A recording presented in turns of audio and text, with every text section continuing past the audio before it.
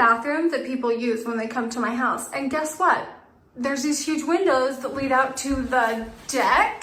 And so, you know, we need some blinds ASAP. We needed blinds so long ago. I know this is the wallpaper that I want to put in my laundry room, and so I chose this really perfect window shade. Well, Two Pages came out with some new options, and I could no longer go with the simple option, even though it's beautiful. It's gorgeous, right?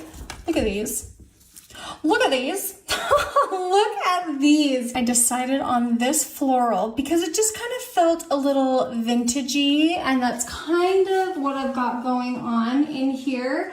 So I made the order and the blinds are here. So Mr. Holy is going to get to work on putting these up for me. And today's the perfect day because it's raining outside, so he couldn't do the tractor work that he needed to. So here we are. Let's put up these blinds. Let me show you the gloriousness of our new blinds. These are remote controlled, so I'm just going to pull these on down here for us.